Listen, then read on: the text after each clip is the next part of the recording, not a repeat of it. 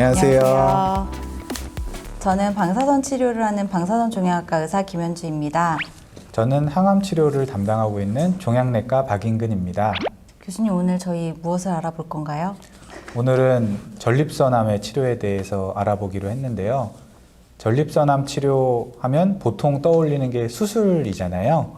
저희는 수술을 하는 의사가 아니니까 전립선암의 비수술적 치료에 대해서 알아보기로 하였습니다.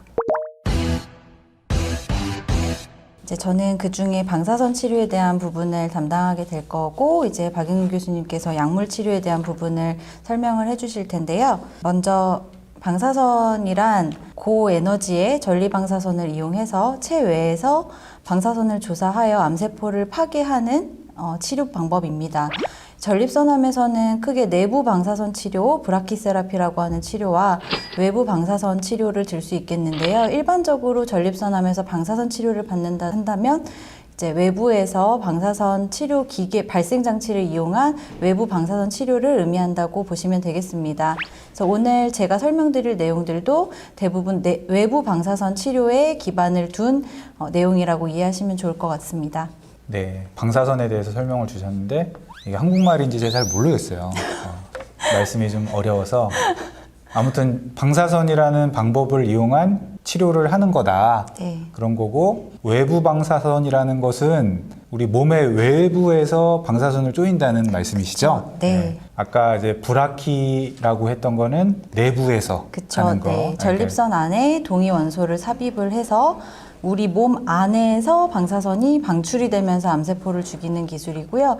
이제 흔히 방사선 치료라고 한다면 방사선 치료 기계를 이용한 외부 방사선 치료라고 이해하시면 좋을 것 같습니다. 근데 전립선암 치료는 수술이 제일 좋지 않나요? 일부는 맞고 일부는 잘못된 내용이라고 생각하는데요. 전립선에만 국한된 굉장히 초기 전립선암에 있어서는 이제 수술과 방사선 치료의 예후는 동일한 것으로 되어 있습니다.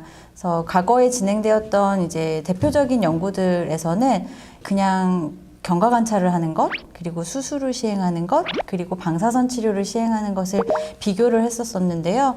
이제 연구 결과들이 좀 다양하긴 했지만 초기 전립선암에서는 수술과 방사선 치료의 예후가 비슷하다고 이해하시면 될 것 같습니다. 네. 그래서 초기의 전립선암에서는 수술과 방사선 치료가 비슷하다라고 하셨고, 아까 경과관찰 얘기도 잠깐 하셨는데 이게 경과관찰이란 게 그냥 두고 본다 그런 얘기는 아닌 거죠? 네, 그냥 두고 보면은 암세포가 진행하는 것을 조기에 발견하기가 어렵기 때문에 경과관찰이라고 한다는 것은 주기적으로 병원에 다니면서 암세포가 진행이 없는지를 경과를 면밀히 관찰하는 것을 의미합니다.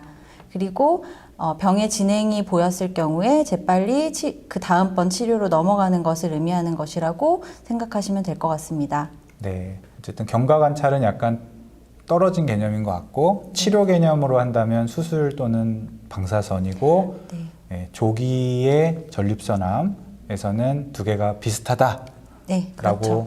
정리하면 되겠습니다. 네. 근데 이제 여기서 한 가지 더 설명드리고 싶은 것은 대부분의 연구들이 이제 의료 비용의 지출이 굉장히 높은 서구에서 진행되었던 연구였기 때문에 이제 우리나라는 의료보험이 적용이 되면서 환자분들의 치료에 대한 비용이 사실 서구에 비해서는 훨씬 적게 드는 상황입니다. 그래서 그냥 두고 보는 것이 의료 비용이 몇 억씩 들어가는 국가에서 치료를 시행하는 것과 이제 우리나라는 비교적 치료에 대한 그 비용이 적게 들기 때문에 저는 일반적으로는 그냥 경과 관찰을 하는 것보다는 어떤 방향이든 치료를 고려하시는 것을 권해드리고 싶습니다. 네, 그러면은 이제 수술하고 방사선하고 효과가 비슷하다라고 하셨는데, 그러면은 어느 경우에 수술을 하고 어느 경우에 방사선을 해야 할까요?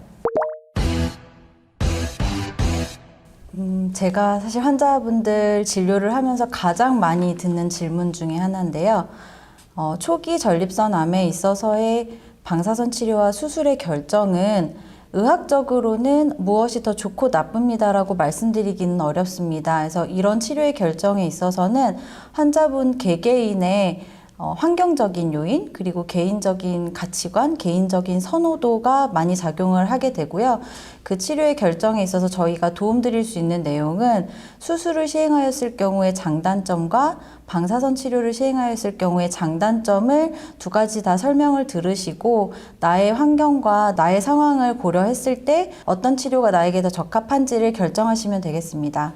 네, 장단점이 다 있네요. 그죠? 장단점이 네. 있어서 결국에 수술적 치료의 장단점, 방사선 치료의 장단점을 다 들어보고 결정하면 되겠다라는 거고, 네. 그러면은 전립선암 환자가 모두 수술과 방사선의 장단점을 설명을 듣고 계신가요? 참 예민한 질문이신데요. 네.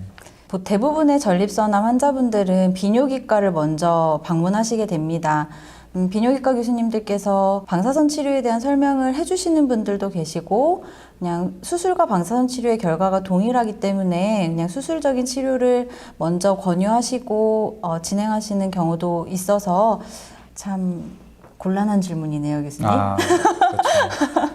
그러니까 결국에는 치료 옵션이 여러 개가 있는데 설명을 더 잘 들었으면 좋겠다라는 게 이제 선생님의 네, 저의 바람인 바람이고 거고, 이 그죠? 동영상을 촬영하게 된 계기이기도 합니다. 네, 그래서 아예 이제 방사선이라는 옵션 자체를 모르시는 분들을 위해서 네. 안내하는 목적이 이 동영상의 목적인 것일 거고요, 그죠? 네.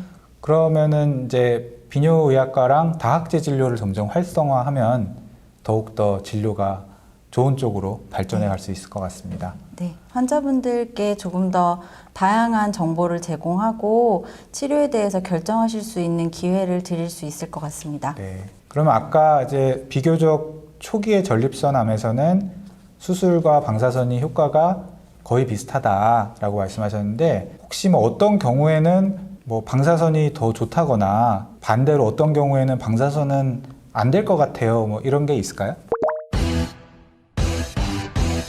일단은 방사선 치료의 가장 치료 결정에 있어서의 걸림돌이라고 한다면 약 5에서 6주 이상의 기간 동안 병원을 매일 내원하셔야 한다는 점입니다. 그래서 예를 들어 이제 개인적인 그 일 때문에 매일 병원을 내원하기 힘드신 분들은 이제 1, 2주 짧게 휴가를 내고 수술적인 치료를 받으시는 것을 더 선호하시는 경우도 있고요. 반면에 수술을 이렇게 며칠 입원을 하는 게 나는 일적으로 아예 불가능하다. 차라리 하루에 10분 정도 시간을 내서 병원에 방문해서 치료받는 게 더 좋다 하시는 분들은 방사선 치료를 조금 더 선호하시는 경우가 있습니다. 그 이외에도 이제 수술이라는 게 전신 마취가 동반되어야 하는 것이기 때문에 그 의학적으로 전신 마취를 시행하기 조금 어려운 상황에 있는 환자분들은 수술적인 치료를 선택하기가 조금 어려운 상황이 되겠고요. 어떤 방향이든 수술적인 치료와 방사선 치료 각각에 갖고 있는 특성이 있기 때문에 설명을 들으시고 적합한 치료를 결정하시는 게 좋을 것 같습니다. 네. 결국에는 상담을 통해서 그죠? 장단점을 파악해야 된다는 거고 혹시 뭐 가령 암덩어리가 너무 크다거나 네. 아 이거 수술을 했을 때 완전 절제가 안 될 것 같다 내지는 수술 후에 추가 치료가 들어가야 될 것 같을 때 그때도 그럼 수술을 먼저 권하는 게 좋을까요? 지금까지 제가 초기 전립선암을 기준으로 설명을 드렸다면 지금 박인 교수님께서 말씀해 주신 내용은 조금 국소 진행형 전립선암을 의미하시는 것 같은데요. 이제 국소 진행형 전립선암 같은 경우에는 수술적인 치료로 완전하게 절제가 어려운 경우들이 많습니다. 그래서 수술 이후에 추가적으로 방사선 치료를 필요로 하게 되는 경우가 많아서 일단 가이드라인 상에서는 국소 진행형 전립선암은 방사선 치료와 항호르몬 요법을 병행하는 것을 더 권고를 하고 있습니다. 근데 가이드라인인 게 뭐죠? 가이드라인은 국제적으로 연구들을 통해서 이제 치료하는 의사들에게 어떻게 치료하라라는 지침이라고 이해하시면 좋을 것 같습니다. 아, 그러니까 우리가 치료를 정할 때 내키는 대로 하는 게 아니라 이제 공인된 어떤 지침이 있어서 그거에 따라 상황을 판단하고 지침에 맞게 치료를 하는데 국소 진행형이라 하면은 멀리 퍼져 있는 전이는 없이 그 골반 안에 종양이 있지만 수술을 하기엔 조금 버거운 정도의 전립선암일 때는 방사선 치료 더하기 호르몬 치료를 하라라고 돼 있다는 말씀이네요. 그죠? 네, 맞습니다. 그렇군요. 그러면은 말씀을 들어보니까 방사선 할 때는 방사선만 하는 게 아니라 추가 약물을 하기도 하는 거네요. 네, 그렇죠. 환자분들이 가장 좋은 치료 효과를 얻기 위해서 하나의 치료만 하는 것이 아니라 우리가 전립선암의 치료는 일반적으로 수술, 방사선 치료, 호르몬 치료, 항암 치료 이렇게 크게 네 가지로 나눌 수 있는데요. 서로 배타적인 관계가 아니라 상호 보완적인 치료라고 이해하시면 좋을 것 같고, 내가 이거 하나를 선택하면 다른 치료는 못하는 게 아니고 상황에 맞는 치료를 선택해서 두 가지를 받는 게 더 효과적인 분들은 같이 병용하는 치료를 시행을 하게 됩니다. 그래서 방사선 치료의 짝꿍으로 이제 흔하게 우리가 같이 시행하는 치료는 항호르몬 치료고요. 항호르몬 치료가 뭔가요, 교수님? 항호르몬 치료란 것은 간단하게 설명드리면 전립선 암이 주식으로 하는 남성 호르몬을 없애는 치료입니다. 전립선은 이제 남성한테만 있잖아요. 그쵸. 그죠? 그래서 남자의 상징까지는 아니더라도 남자의 특이적인 그런 장기인데 전립선이 남성 호르몬을 먹고 살아요. 그러다 보니까 남성 호르몬을 없애는 항호르몬 치료를 하면 전립선 크기도 많이 줄고요. 그리고 전립선뿐 아니라 전립선 암도 많이 줄어들어요. 그래서 그게 이제 전립선 암의 표준 치료로 굉장히 오랫동안 이용돼 왔거든요. 전이성 전립선암. 근데 지금처럼 방사선을 할 때 그 항호르몬 치료를 같이 하면 방사선만 할 때보다 효과가 더 좋다라는 것이 밝혀져서 이제 같이 하는 거죠. 기간은 어떻게 해야 되나요, 교수님? 방사선을 하는 기간 동안은 당연히 들어가야 될 건데 남성 호르몬 박탈 치료, 그러니까 항호르몬 치료를 하는 전체 기간에 대해서 좀 달라요, 그죠? 그 위험도에 따라서 다르다고 돼 있고요. 보통 저희가 위험도를 나눕니다. 전립선 암이 진단이 되면 뭐 저위험군, 중등도 위험군, 고위험군 이렇게 따져서 그 위험이란 건 뭐냐면 재발의 위험을 말하는 겁니다. 치료를 했을 때 재발의 위험이 낮으냐 아니면 중간 정도냐 높으냐 이렇게 나눠서 위험군을 나누고요. 중등도 위험군 그럼 저희가 아주 길게 쓰지는 않아요. 그래서 항호르몬 제제를 보통은 한 반년 정도 쓴다. 4개월에서 6개월이라고 되어 있습니다. 그리고 고위험군은 그보다는 더 길게 써요. 이것도 보통 한 2년 이상은 쓰는 걸로 저희가 일반적으로는 생각을 하고 있습니다.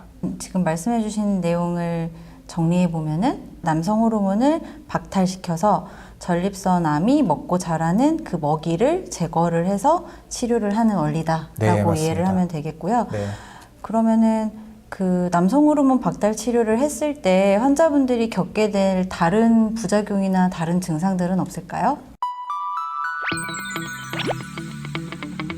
배가 많이 나오고 팔다리가 가늘어지는 빈뇨, 잔뇨감, 배뇨통, 남한테 말하기는 소변을 볼 때 피가 섞여 나온다든지 직장에 출혈이 발기부전이 생깁니다.